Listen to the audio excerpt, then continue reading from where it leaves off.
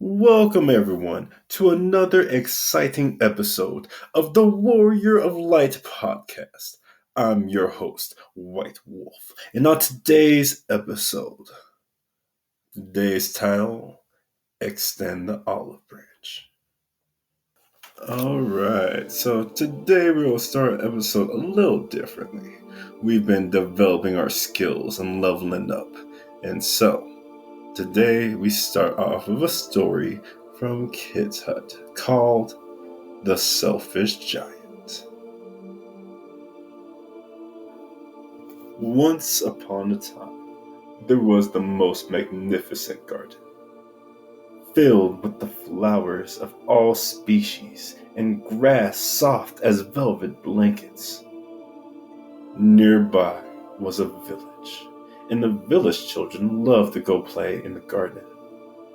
The children loved the garden so much that every day they would go after school, and the garden would be full of birds singing, children laughing, and flowers bristling to life. On the very far side of the garden was a castle. This castle was rumored to be the house of a giant, and this giant was rumored to tend to the garden. However, nobody has seen this giant for many, many years, and the castle had been empty. Well, one day, while the children were outside playing in the garden, rumbling could be felt underneath their feet, and the giant could be seen walking from across the horizon.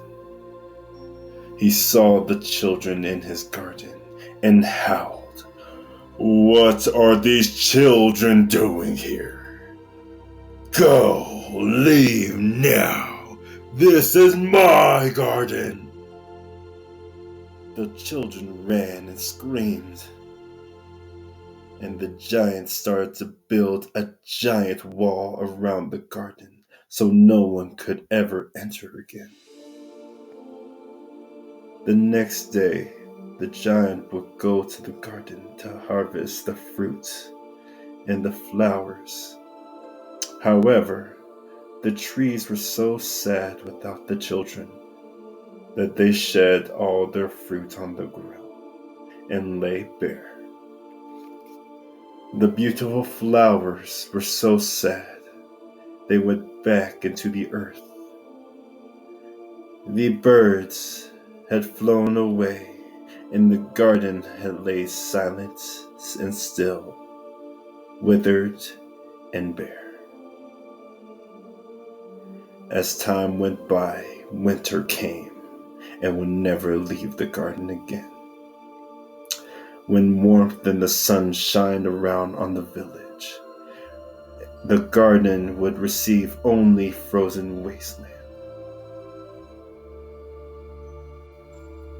Years had passed, and the garden's only friends were the master's frost and snow. One day, the giant had awakened to birds singing outside of his window. Has spring finally come? He wondered. He looked out his window and could see the snow had melted, the icy breeze had halted. The frost and hail were nowhere in sight. In the distance, the giant could see the children had broken into the garden to play. They were on every tree and sprouted out on the grass. The trees were so happy they had grown lush green leaves. The flowers had bursted from the ground and bloomed gloriously. The birds were singing and dancing, and once again the grass was soft as clouds. The giant couldn't believe his eyes. He was so excited to see the children in the garden. The giant ran out and destroyed the wall. The giant said to the children, "You are always welcome to play in the garden, and anytime you like,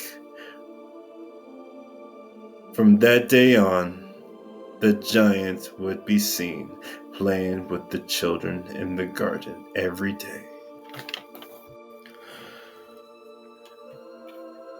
As time passed, the giant grew old and could only watch the children from his window. One day, the giant seen a little boy crying. He went to the boy to ask what was wrong in a loud, angry, wispy voice. The little boy told the giant it was all right, that they were wounds of love. The little boy took the giant's hand and walked him to the Garden of Paradise. After some time, the other children walked to the boy and the giant. When they arrived, they had found the giant covered in white flowers. He had died with the largest smile on his face. The end. I regale this story because it highlights one of life's greatest gifts. Today, we talk about our families and the family unit. The family unit is so beautiful. Family is an amazing act of human harmony. In this existence, we are born, we live, and we die. As children, we are hoped to be taken care of by the family unit. The family is just a collection of relationships working together to sustain life. And when we talk about family, ultimately, we are all family. But it breaks down to many layers.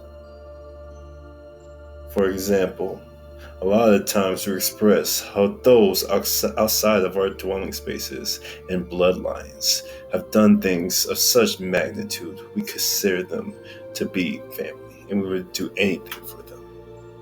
At the same time, we see, certain cultures, how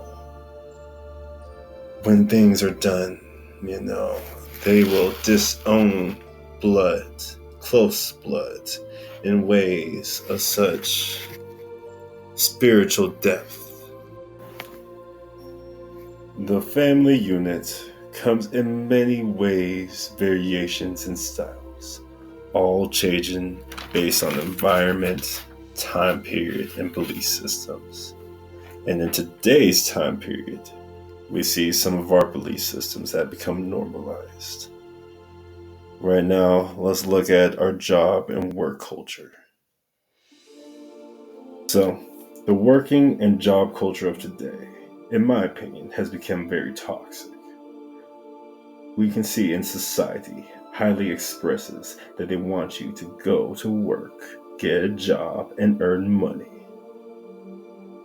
Now, in history and in many cultures, the male being the bigger and stronger, physically, genetically gifted out of the male and female pair, would, go out and gather the stability, go hunt, go do the hard labor, because it required muscle and work. And the female side would cover the other importances of life, like child raising, sewing, cooking, making sure everybody's taken care of, because there are many dimensions in life, and it takes two people at times. That's what the family unit is there for, taking the two people to create that beautiful stability.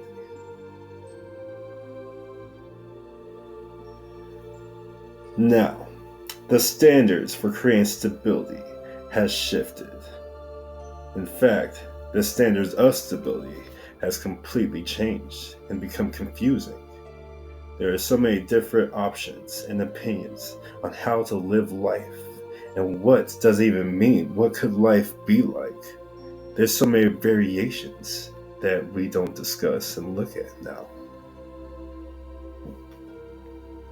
We have to look at the values, the beliefs, the rituals, the customs, and courtesies playing out in the ways we conduct our daily interactions, our communications, and our development.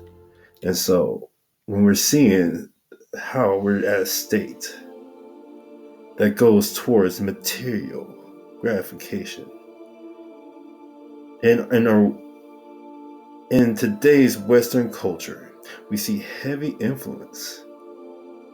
They want us to go towards material gratification, supposed financial freedom, self demoralization. Man, we need to talk about self healing.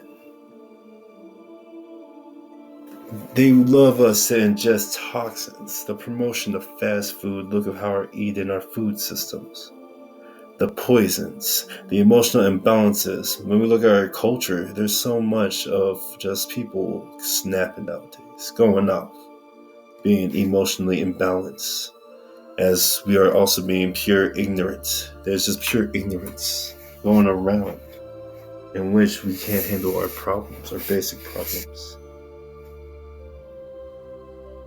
There's so much sexual misconduct and hatred towards our fellow common individual. And these are just some of our issues. But